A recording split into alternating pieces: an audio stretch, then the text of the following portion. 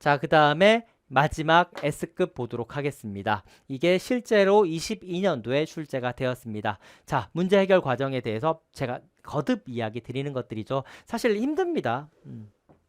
문제 해결을 하는 과정은 당연히 힘든 것들이고, 그래서 제가 선생님들한테 좀 이게 막 문제 해결을 얘기할 때마다 너무 힘들어하진 않을까 좀 걱정이 되긴 합니다. 하지만은 그럼에도 불구하고 우리는 좀 경험을 맞닥뜨리고 좀 적극적으로 능동적으로 움직였을 때 좀 더 좋은 결과가 선생님들한테 일어나지 않을까 하는 생각에서 좀 이렇게 제안을 드리고 있다라는 측면을 좀 말씀을 드리는 바입니다. 자, 생각해 보세요. 자, 문제가 유아인이 했던 말이 있죠. 문제를 문제라고 생각하지 않으면 문제가 되지 않는다. 무슨 말이냐면 내가 어떤 생활을 하는데 그냥 딱히 문제 삼지 않아. 딱히 문제 삼지 않으면 우리는 그냥 초가집에 살고 있을 거예요. 초가집에 살고 있으면서도 뭐 딱히 뭐 문제가 없으니까. 개량할 필요가 없는 거야. 리뉴얼 할 필요가 없는 거야. 변화될 필요가 없는 거야. 우린 그냥 이제 막 미국인들이 막 뭐 휴대폰 쓰고 빌딩 짓고 지하철 뚫고 막 이래도 그래 너희들은 그렇게 살아. 나는 그냥 초가집이 좋더라. 뭐 이렇게 살면서 지낼 수도 있죠. 하지만 그게 아니라 이건 조금 변화를 시켜보고 싶은데 이건 좀 문제가 있는데 라고 판단을 했을 때 문제를 문제라고 인식했을 때 우리는 성장할 수 있다라고 얘기하는 게 문제 해결 과정. 반성적 사고가 필요하다. 반성적 사고를 통한 교육 방법이다라고 이야기하는 겁니다. 자, 결국 중간에 이렇게 뭔가 행위를 하다가 이게 문제인 것 같아 라고 이제 흥미를 느낄 수 있겠죠. 호기심을 가질 수가 있겠죠. 이게 이거 문제 어떻게 해결해 볼까? 사실 되게 재밌는 과정이거든요. 문제를 어떻게 해결해 볼까? 이런 것들. 그래서 아까 우리 단톡방 지금 운영하는 것들에 대해서 제가 중간중간에 이제 퀴즈 한 문제를 내드리고 이제 선생님들한테 뭐 어차피 근데 진도별 모의고사 다 풀 문제이긴 합니다. 문제를 하고 선생님들한테 이제 답안을 제출하라고 했더니 답안을 너무 많이 제출한 거예요. 선생님들이 막 제출하니까 이제 단톡방이니까 이게 막 올라가니까 답안을 확인을 못 하겠는 거야. 그래가지고 이제 선생님 한 명이 뭘 했냐면 문제를 제기를 했어요. 오히려 보기가 어렵다. 이게 문제 제기입니다. 그러니까 거기까지 문제 제기라기보다 그러니까 호기심이 있죠. 이게 좀 뭔가 문제가 있는데, 이거 보기가 힘들잖아. 이거 어떤 문제가 있을까? 실제적으로 어떤 문제가 있을까? 문제 규정. 보기가 힘들다. 뭔가 다다다다 올라가니까 뭔가 다다다다 올라간다. 호기심을 가지고 있다가 그러니까 실제 문제가 뭐지?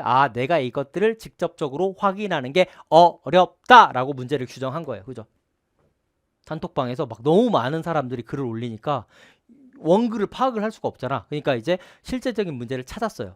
그러면 어떤 방법이 있을까? 잠정이 뭐예요?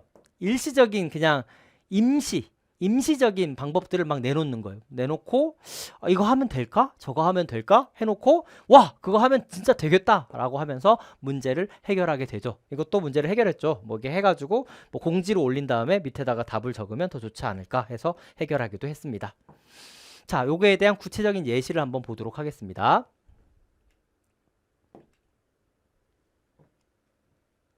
자, 문제 제기 단계는 뭐냐면 실제적인 문제를 찾기 전 단계예요. 그럼 실제적인 문제를 찾기 전 단계는 뭐냐면 그냥 그 활동 자체에 대해서 호기심, 흥미, 관심을 갖는 단계예요. 이거 재밌겠는데? 라고 이제 그냥 기초적인 문제 제기 상태인 거예요. 그러다가 실제적인 그러니까 이런 호기심을 갖는 단계에서 여기에서 구체적으로 뭐가 문제인지를 규정하는 단계. 이게 되게 중요하죠, 사실은. 뭐가 문제일까? 내가 모의고사 점수가 낮은데 그러니까 예를 들어서 문제 제기면 모의고사가 점수가 낮아. 이거 뭐지? 관심을 가져. 근데 그냥 관심만 가지면은 내 모의고사 성적을 높일 수 있을까요? 아니겠죠. 어떻게 해야 돼요? 모의고사 점수가 안 오르네? 그럼 모의고사 점수가 오르지 않겠죠. 뭘 해야 되냐면 그럼 실제 뭐가 문제인지를 규정해야 돼요. 예를 들어서 내가 어떤 문제를 더 많이 틀리는지 그리고 그 문제의 그러니까 실제 내가 진짜 문제가 뭔지를 먼저 규정을 해야 돼요. 그래야 뭘 할 수 있냐면 해결 방안을 내놓을 수가 있는 거예요. 그래서 문제 규정 단계는 되게 중요합니다. 그렇죠? 그리고 나서 정말 대략적으로 어떻게 문제가 좀 해결될 수 있지 않을지를 이야기를 합니다. 그리고 나서 대략적으로 한 이유가 뭐냐면 대략적으로 한 이후에 이 가설 실행 단계에서 체계적으로 만들어 보기 위한 거예요. 대충 만들고 체계적으로 만들고. 우리 공부할 때도 그렇잖아요. 그죠? 처음에는 좀 적절하게 하고 갔다가 채워나가고 잠정적으로 그냥 결론들을 해결 방안들을 한번 이렇게 하면 가설 설정이 뭐예요? 이렇게 하면 되지 않을까? 저렇게 하면 되지 않을까? 막 이런 생각들을 했던 게 가설 설정이라면 실제로 체계화하는 게 가설 실행이에요. 그냥 가설 적용은 뭐냐면 진짜 실제로 적용해 보는 거예요. 그 해결 방안을 한번 해보고 우와 되네 이게 이렇게 할 수도 있고 안 되니까 다시 해볼 수도 있는 것들입니다. 그럼 선생님들 입장에서 여기 실행이라고 안 적혀져 실행이라고 적혀져 있지 않습니까? 이 실행은 뭐냐면 반성적 사고로서 머릿속에 인지적인 과정에서 하는 반성적 사고로서의 실행을 이야기합니다. 진짜 실행은 여기서 일어납니다. 실제로 적용하는 거. 그럼 여기는 무슨 말이에요? 이 실제로 적용하는 거의 반대말이 뭡니까? 그 전 단계는 실제로 아직 적용하지 않고 그 방안들을 체계적으로 정립해 나가는 과정이다 정도로만 생각하시면 되겠습니다. 자, 이런 것들을 우리가 보통 규칙이라고 얘기하고 그쵸? 얘기하는데 사례를 보면 직관교육이 되죠. 사례를 보면서 해결해 보도록 하겠습니다. 22년도 문제입니다. 자, 며칠 동안 뭔가 찾아봤대. 며칠 동안 찾아봤다는 건 뭐냐면 누군가가 어떤 문제에 대해서 문제 제기를 했다는 의미이지 않을까요? 그죠? 뭔가 문제 제기를 했을 것 같아.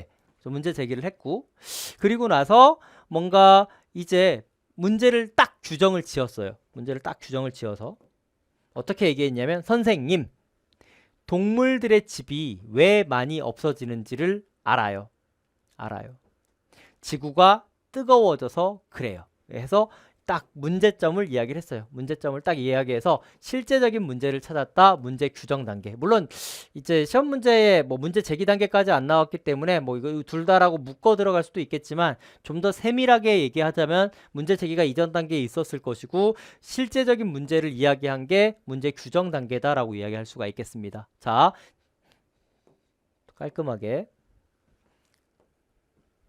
알아요. 문제를 규정했어요. 실제적인 문제를 찾았어요. 그럼 어떻게 하면 좋을까? 가설 설정입니다. 자, 가설 설정 단계에서는 어떤 결론을 내립니까? 최종 결론을 내립니까? 최종 결론을 내리면 안 되지. 그죠? 어떤 결론을 내리냐면 최종 결론이 아닌 잠정적 결론을 내립니다. 임시로 정합니다. 왜 임시로 정해요? 예. 가설 실행 단계에서 체계적으로 만들라고요. 임시로 결론을 내린 거를 가지고 밑으로 내려가서 체계적으로 만들게 하기 위해서 그렇습니다. 그쵸? 그래서 임시로 얘기해봐라고 얘기하니까 아이들이 뭐라고 얘기했냐면 종이 아껴 쓰는 방법도 있어요. 물을 아껴 쓰는 방법도 있어요. 에어컨을 안 틀 수도 있어요. 자동차를 조금만 탈 수도 있어요. 라고 해서 임시로 얘기한 거예요. 임시로. 자, 임시로 얘기를 했어요. 임시로 얘기를 이렇게 쭉 이렇게 했습니다. 했어요. 근데 이게 과연 실현 가능할까? 체계적일까? 이게 최종 결론이 될 수 있을까? 최종 결론이 될 수도 있겠죠. 뭐 처음부터 되게 임시 결론을 되게 잘 내렸을 경우에. 근데 한번 이제 교사가 무슨 얘기를 하냐면 진짜 할 수 있을까?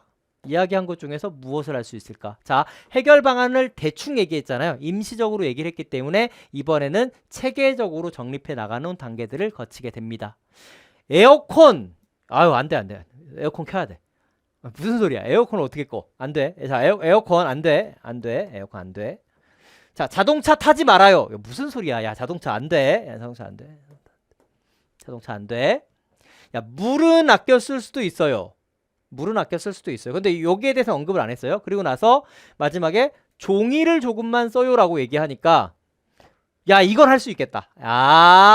이건 할 수 있겠네. 그럼 얘를 이제 최종 결론으로 빼면 되겠네. 종이를 아껴 쓰는 거 우리가 할 수가 있겠네. 그치, 종이를 아껴 쓰는 건 우리가 할 수 있어요. 그러면 이제 앞으로 오늘부터 종이를 아껴 쓰기로 해요! 라고 하니까 무슨 말입니까? 실제로 적용하기 바로 직전이죠.